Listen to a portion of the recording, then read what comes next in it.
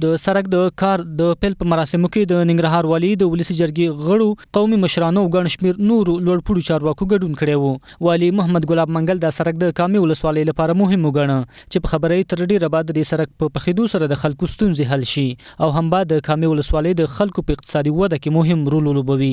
والي د دکامې له خلکو مننه وکړه چې تل د دولت سره د امنیت په برخه کې همکاري کړې. د په حقیقت کې د دکامې د ولسوالۍ یو حلقوي سرک حیثیت هم لري چې د دې سرک په تکمیلېدو سره به د ولسوالۍ او د سیمې د خلکو زیاتې ستونزې حل شي.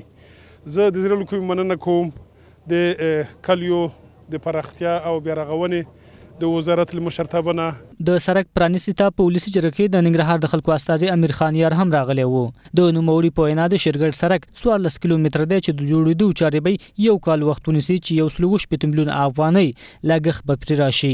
یار کاموال ته په کامه کې د یو بل سرک د جوړیدو زیری هم ورکړ. دغه سرک چې 14 کیلومتره طول لري دا به ان شاء الله چې د انکشاف او دهات وزارت لخوا نه د یو کال په موده کې تکمیلیږي.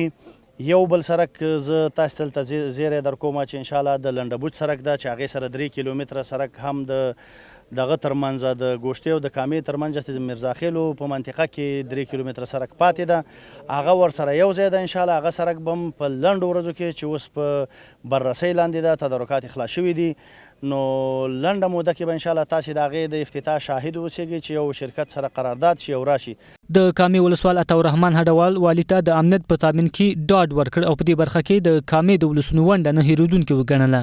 د دکامې ولسونه هم د یاد سرک له جوړېدو خوښ دي چې په خبرې د شیرګړ سرک په پخېدو سره به تر ډیره هغه ستونزې حل شي چې پخوا یې درلودې. دوی له دولت غواړي تر څو نورې پروژې هم په کامه کې پلې کړي چې په دې سره به له یوې خوا خلکو ته د کار کولو زمینه برابره شي او له بلې خوا به د خلکو ستونزې حل شي. دا د شیرګړ سرک دی، څنګه چې زمونږ عمومي سرک اهمیت لري دغسې دا د هغې نه زیات اهمیت لري، ځکه نسبتا هغه عمومي سرک ته دا یو حلقوي سرک دی چې دا دکامې نه حلقه جوړه کړې ده، یعنې په امنیتي لحاظ باندې چې دا سرک پوخ شي او تګ راتګ پې اساني شي او همدغسې په دې باندې ډېرې زیاتې قري چې مریض زموږ په ټیم نه رسېده، که رسېدم به هغه به د خدای په قهر ککړ شوی نو ډېر مشکلات دا و چې اوس مشکلات موږ ته څومره اسانېږي نو موږ پرې خوشحالي. ګوره موږ دولت هره خبره منو، خو د دولت چې موږ سره کمې وعدې کړي دي هغې کې په سلو کې چې ته یوه ومني هغه هم داسې نیم کاله. کامه چې د ننګرهار په ختیځ کې پرته ولسوالي ده چې امنیت نسبت د ننګرهار نور ولسوالیو ته ښه دی. د یادې ولسوالۍ زیاتره اوسیدونکي د دهقانۍ په چارو بوخت دي. د شیرګړ د سرک تقریبا 3 ځلې سروې شوې ده، خو نن اخري ځل و چې دغه سرک منظور شو په نږدې راتلونکي کې به ورغول شي. د دغه قريې اوسیدونکي وایي که دغه سرک چې په پاخه او اساسي ډول ورغول شي د دوی په اقتصادي ونډه کې به هم مهم رول ولوبوي. جان آغا صالح، انعکاس تلویزیون، کامه.